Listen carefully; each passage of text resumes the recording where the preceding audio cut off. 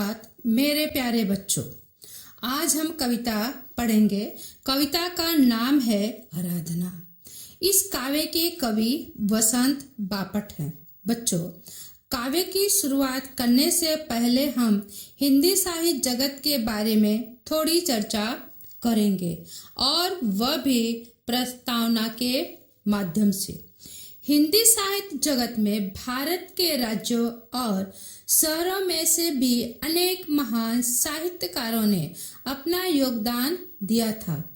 हमारे भारत देश में विभिन्नता होते हुए भी हमें एकता की भावना एक दूसरे के प्रति देखने को मिलती है।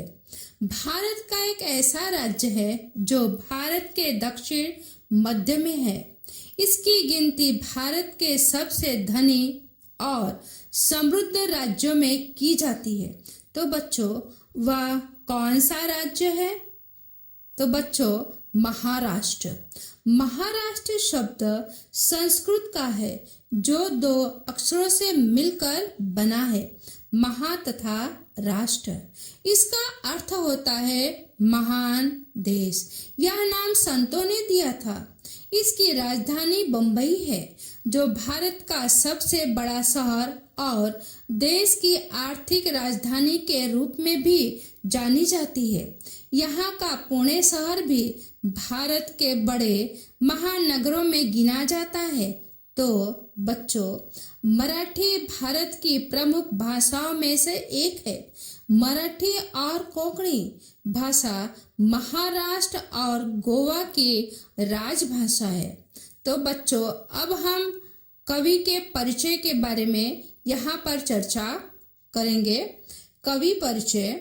आराधना काव्य के महान मराठी कवि वसंत बापट का जन्म महाराष्ट्र के सतारा जिले के कराड नामक गांव में 25 जुलाई 1922 में हुआ था।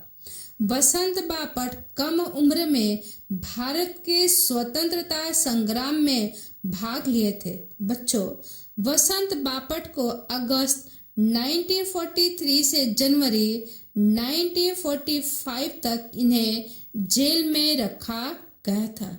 बच्चों, हमारे देश के ऐसे महान कवियों और साहित्यकारों के साथ कितना बड़ा अन्याय किया गया है। हम लोग सपने में भी सोच नहीं सकते हैं कि साहित्यकारों ने भी अपना योगदान देश की आज़ादी में दिया था। तो वसंत बापट कम उम्र से ही बापट जी का पालन पोषण राष्ट्र सेवा दल और साने गुरुजी की कंपनी में हुआ था। अंत तक वह राष्ट्रीय सेवा दल के साथ जुड़े रहे। इन्हीं संस्कारों का प्रभाव उनकी पहली कविता बिजली मराठी भाषा में साफ साफ महसूस होता है। वसंत बापट ने पुणे को अपनी कर्मभूमि बनाई थी और व्यवसाय से वह अध्यापक ही थे। बापट की रचनाओं में राष्ट्रभक्ति, समाज जागरण एवं मानवीय संवेदनाओं का भाव देखने को मिलता है। इनकी रचनाओं में से एक रचना केवल माझा सहाय कदा यह मराठी भाषा में लिखी गई और यह रचना सबसे अधिक लोकप्रिय हुई है। इसके अलावा उन्होंने गगन, सदन, तेजोमय जैसी अद्भुत प्रार्थनाएं भी लिखी और सकीना काव्य एक विशेष लहजे के साथ में लिखी गई है। बच्चों, तो अब हम प्रार्थना गीत पढ़ेंगे। वह प्रार्थना गीत आराधना है। आराधना काव्य मराठी भाषा में लिखी गई है। इस प्रार्थना गीत को मराठी भाषा से हिंदी भाषा में सुंदर ढंग से अनुवाद किया गया है। बच्चों, आराधना का अर्थ पूजा, सेवा, प्रार्थना है।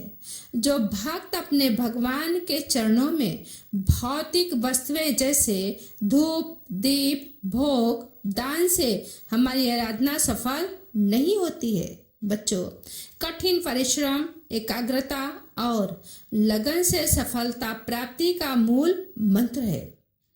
आराधना प्रार्थना गीत में कवि का कहने का तात्पर्य यह है कि मनुष्य के प्रति आपसी भेदभाव समाप्त हो जाए, सब एक दूसरे के प्रति प्रेम भाव रखें, साथ ही साथ एक दूसरे के दुख को महसूस करें। बच्चों, यहाँ पर कवि का परिचय समाप्त हुआ। आने वाले समय में हम कविता का विस्तार से चर्चा करेंगे। बच्चों, इसे बड़े ध्यान से सुनना, क्योंकि इसी में से प्रश्न पूछे जाएंगे और आपके प्रश्नों के उत्तर बड़ी आसानी से इसमें से प्राप्त हो जाएंगे आपको। धन्यवाद।